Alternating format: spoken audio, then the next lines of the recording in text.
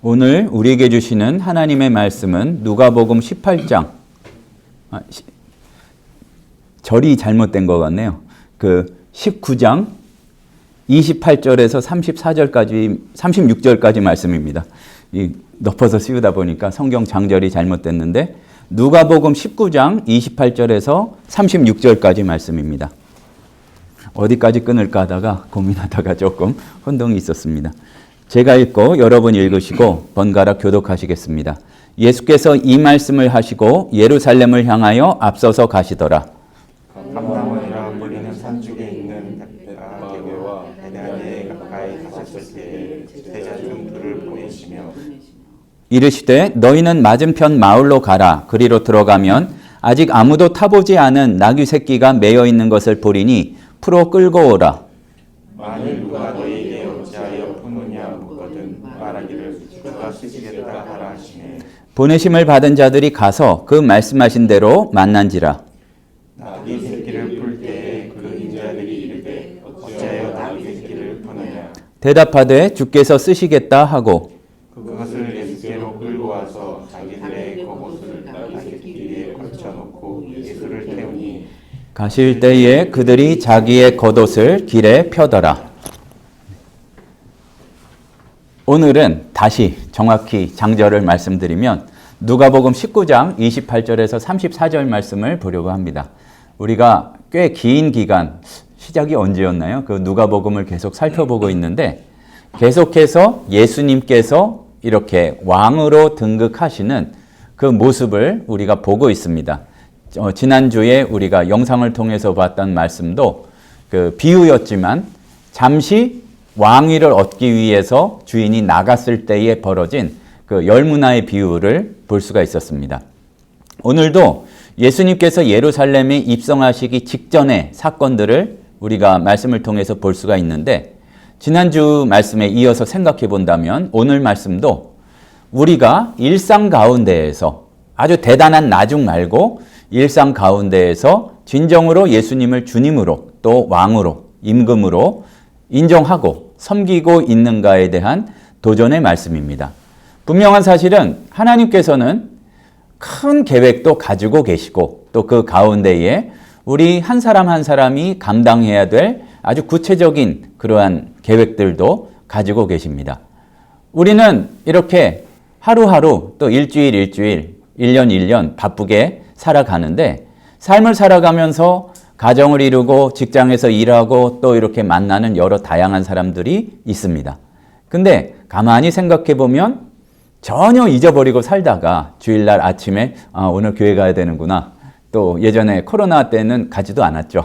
그러니까 그럴 때에만 다시 예수님에 대해서 그분이 계셨지 내지는 가면서도 몸은 익숙해서 가지만 과연 예수님이 나에게 있어서 어떤 분이신가를 잊고 살아가는 경우가 많이 있는 것 같습니다. 하지만 분명히 이게 예수님의 뜻은 아닐 거예요. 하나님의 뜻은 아닐 겁니다.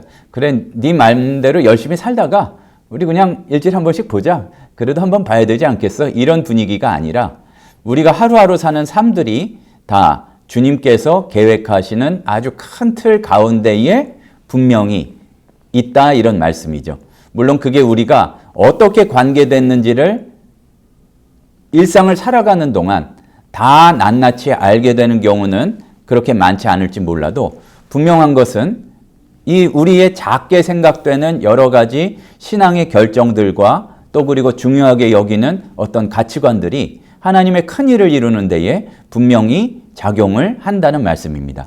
오늘 본문에서 보면 예수님께서는 제자들한테 아주 구체적으로 말씀을 하셔서 지시를 내리십니다. 맞은편 마을로 가라. 그러면은 이제 나귀 새끼 있으니까 그거 가지고 와라. 사실 요거를 아주 자세히 보자면은 좀 헷갈리는 것도 많고 또 초대교회에서도 왜 이렇게 하셨을까? 이 논의들이 굉장히 많았던 것 같아요. 하지만 분명한 사실은 예수님은 그 어떠한 과정을 통해서 아셨는지가 정확히 나왔지는 않았지만 예수님은 분명히 모든 상황을 미리 알고 계셨고 또 우리가 놓치지 말아야 되는 것도 우리의 삶에 있어서도 전혀 예수님과 상관없이 예수님은 알아도 못 도와주시고 예수님은 나의 어떠한 마음과 심정을 모르시는 것이 아니라 우리의 길이 보이지 않을 때에도 예수님께서 그것을 알고 계심을 우리가 전제로 하고 여러 가지 계획을 세우고 또 열심히 살아가고 그런 모습이 필요할 것입니다. 근데 오늘 말씀을 보면 참 좀 표현이 그렇지만 별게 없는데 굉장히 그 별게 없는 게 좀 별개예요. 뭐냐면은 왕으로 등극하신다 그러면은 그야말로 엄청난 그 말도 굉장히 좋은 말을 타고 하늘에서 이때 갈라져야죠, 하늘이. 그리고 막 비둘기도 내려오고 막 그래야지 될 것 같은데 아니 폼도 안 나게 생각을 해보면은 거의 코미디에 가까울 정도로 아무 사람이 타본 적이 없는 어린 나귀를 타고 이렇게 들어오고 계시다는 얘기입니다. 그런데 여기에서 우리의 구체적인 삶과 더 직접적으로 연결이 되는 거는 아주 멋진 말을 타고 이렇게 사람들의 행렬이 따른다 그러면은 그거는 좀 그 표현이 그럴 수 있지만 남의 얘기예요. 나랑 상관없이 높은 분들 얘기고 엄청나게 많이 가진 분들 얘기가 되는데 나귀를 타고 들어오셨기 때문에 우리가 도리어 어떻게 보면은 크게 빛이 날 것 없는 우리의 일상 가운데에서 예수님께서 왕으로 들어오셨고 들어오고 계시다는 사실을 기억해야 된다는 말씀입니다. 우리가 하는 일이 이거 내가 생각해도 이거 대단한 일인데 하는 경우가 얼마나 있겠습니까? 또 다른 사람 보기에는 더더욱 그렇겠죠. 이렇게 사람들에게는 중요하게 보이지 않는다고 할지라도 그리고 정말로 별게 아니라 할지라도 하나님께서는 또 우리의 주님 예수님께서는 그 모든 것을 사용하셔서 그런 것들을 통해서 주의 영광을 이루신다는 것이 도리어 큰 의미요 상징이란 얘기입니다. 예수님 아니래도 대단해 보이는 말을 타고 그리고 어떠한 우리가 신앙적 의미로 보지 않더라도 사람들이 부러워할 만하게 그러한 역사들이 이루어지는 것이 아니라 사소한 선택과 사소한 믿음이 도리어 하나님의 큰 계획을 이루는 아주 놀라운 신비로운 은혜의 역사라는 사실입니다. 큰 게 위대하게 되는 거는 그거는 신비한 게 아니죠. 당연한 거죠. 아주 능력 많은 사람이 주의 일 크게 한다고 이렇게 드러나는 것은 그 사람은 뭐를 하든지 크게 드러날 것 같아. 이런 과정이라면 별게 아니지만 사실 보잘것없는 순종, 보잘것없는 믿음, 어떻게 보면 하루하루 참 힘겹게 살아가는 우리의 일상이 그렇게 빛이 나서 새롭게 될 것도 없었는데 그 가운데 있었던 작은 순종이 주님의 영광의 역사를 이룬다는 것을 오늘 말씀을 통해서 우리가 살펴볼 내용들이 참으로 많이 있습니다. 우리가 구약의 예언대로 예수님께서 겸손한 왕으로 나귀를 타고 나귀도 아주 다 자란 나귀 중에 최고의 나귀가 아니라 처음 아무도 타본 적이 없는 새끼 나귀를 타고 예루살렘에 입성하신 것은 지금 현재의 우리에게도 아주 중요한 상징적인 의미이고 도전을 주고 있습니다. 그러니까 별것 아니라 할지라도 이게 분명히 이렇게 하는 게 하나님의 뜻이다 느껴진다면 거기에 대한 순종이 있을 때에 주님께서 그것을 통해서 영광 받으신다는 얘기죠. 오늘 가만히 보면 진짜 별 볼 일이 없기 때문에 굉장히 신비로운 순종의 역사들이 있어요. 하나는 첫 번째로는 예수님이 시키니까 제자들이 거기에 순종했어요. 근데 생각해 보면 순종했는데 좀 의아했을 가능성이 매우 높은 것 같아요. 언제 봤다고 그 나귀를 맡겨놓으셨나 근데 별 생각 없이 순종했어요. 보내심을 받은 자들이 그 말씀하신 대로 나귀를 만났다 그렇게 기록이 되어 있습니다. 별로 주저했다는 얘기도 없고 또 이렇게 명령하신 대로 가서 이렇게 순종을 했습니다. 근데 우리는 사실 별 볼 일 있는 것도 아닌데 아주 대단한 것도 아닌데 분명히 하나님의 뜻이요 예수님께서 원하시는 것임을 알매도 느끼기도 했고 말씀도 들었고 다 알매도 그걸 한다고 별일이 생기겠어 하고서 그냥 아무것도 안 하는 불순종에 빠지는 경우가 많이 있습니다. 그리고 나귀 주인의 순종도 참 보면은 희한하긴 해요. 아니 모르는 사람이 와가지고 내가 주인인데 누가 주인이라 그러고 주인께서 쓰시겠다 자기네 저 사람들이 하인인가 자기네 주인 말하는 건가?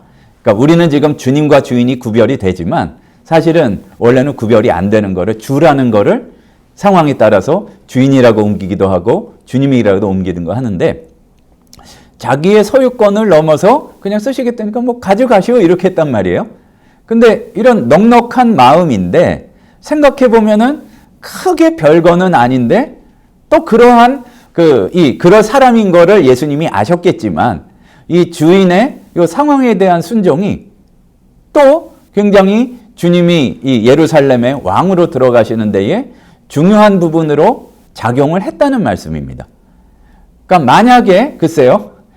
나귀 시세는 모르겠습니다. 자동차가 얼마인지는 알지만 처음 이렇게 갓 태어난 나귀가 얼마나 했는지 모르지만 잊어버린다고 해도 아주 막 집안이 망할 만큼의 큰 가치는 아니었을 거예요.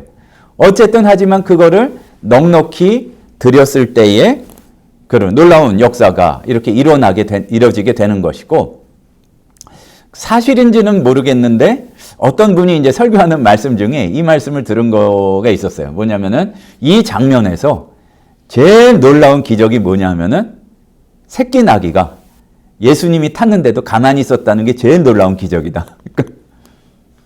왜냐면은 로데오 생각하시면 되잖아요. 길들여지지 않은 나귀는 하면은 그야말로 난리를 피우고 이렇게 얌전하게 갈 수가 없는데, 거꾸로 생각해 보면 자연이나 아니면은 이런 미물들까지 예수님께서 하시는 말씀과 예수님이 하시는 일에는 사실은 자연 법칙으로는 조금 이해가 안 될 수도 있지만 거기에 순종을 했다는 얘기입니다. 보면은 예수님이 말씀하셨을 때 순종 안 하는 거는 사람밖에 없는 것 같기도 해요. 그러니까 뭐 귀신도 순종하고 다른 이 자연도 순종하고 그러는데 믿지 않으려는 사람만이 그렇게 되지, 이렇게 나귀도, 어린 나귀도 생전 이런 무거운 거를 등에 짊어져 본 적이 없는데 그렇게 차근차근 갔다는 얘기입니다. 근데 우리가 믿음으로 가만히 들여다보면 놀라운 일인데, 이 세 가지 순종에도 아주 보통 객관적으로 우리가 생활에서 얘기했을 때 엄청나고 놀라운 건 하나도 없어요. 아니 제자니까 순종했겠지, 가래니까. 뭐 속으로는 궁시렁거렸을지 모르겠지만 가서 순종하는 거고, 또 그리고 그냥 넉넉하고 인심 좋은 사람 같으면 뭐 나중에 갖다 주겠지 뭐, 아니면 뭐라도 이렇게 하겠지 하고서 그냥 가볍게 생각했을 수도 있고, 뭐 그냥 나귀가 순하네 이렇게 넘어갈 수도 있는 것이지만, 분명한 것은 그런 것들이 합쳐져서 세 가지 순종의 모습을 통해서 하나님께서 예수 그리스도의 영광을, 진짜 그분이 평화의 왕이시라는 게 어떤 의미인지를, 겸손하신 왕이 어떠한 분이신지를 드러내는데 사용했다는 얘기입니다. 그러니까 주께서 쓰시겠다. 그리고 또 우리가 생각할 때에는 주께서 쓰시리라 생각해 보는 것이 그래서 굉장히 중요한 부분입니다.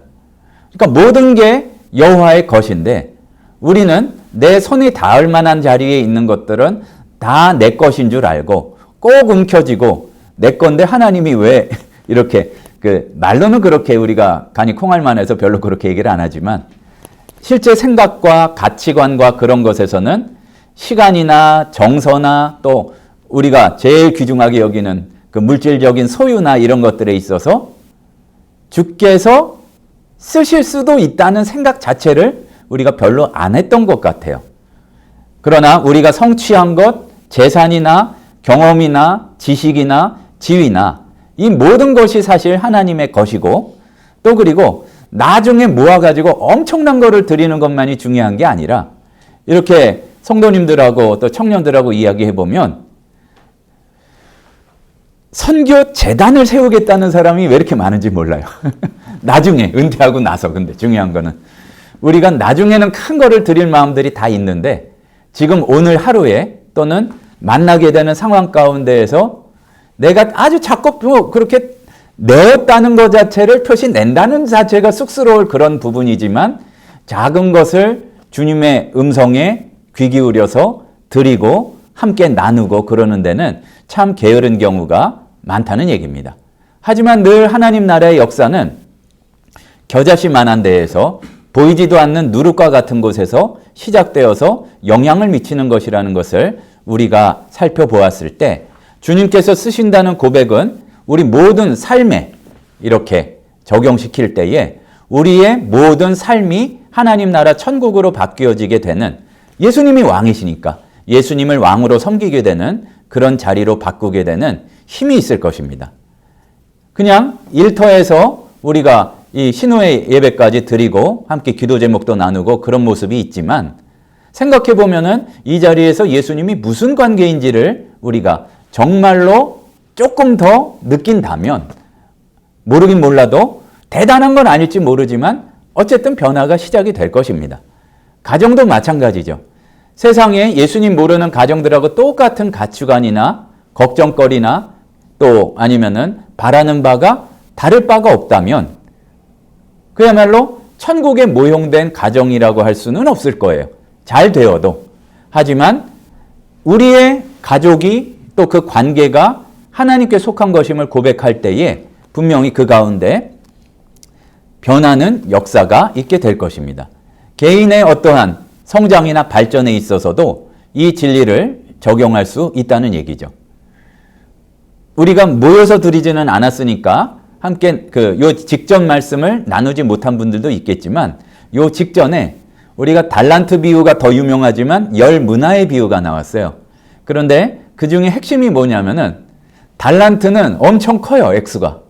근데 문화는 우리가 일상 중에서 걱정하거나 받거나 그럴 수 있는 액수인 것 같아요.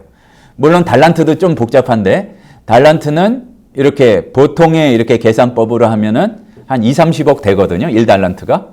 더 크게 볼 수도 있어요. 근데 2, 30억이 되는데 글쎄요.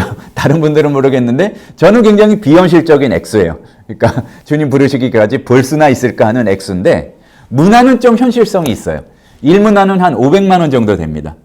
그러니까 우리가 그게 있어서 뭐 학비가 해결될 수도 있고 그게 있어서 어떠한 뭐 다른 우리 굉장히 일상의 걱정거리들이 해결되거나 아니면 작게 뭔가를 시작해 볼 수 있는 너무 작아서 시작할지 말지도 이렇게 잘 모르지만 그럴 수 있는 액수인데 그 다음에 대단한 말이 아니라 나귀를 타고 오시고 사실은 별로 대단할 것도 없는 순종을 통해서 하나님 나라를 이루어 가시는 모습을 일러주시는 것을 볼 때에 우리 삶에서도 별 볼 일 없어서 뒤로 밀어놨던 것들이 주님께 그것을 드릴 때에 어떤 가치를 가지게 될 것인지 조금 더 이렇게 생각해 볼 계기가 될 줄로 믿습니다.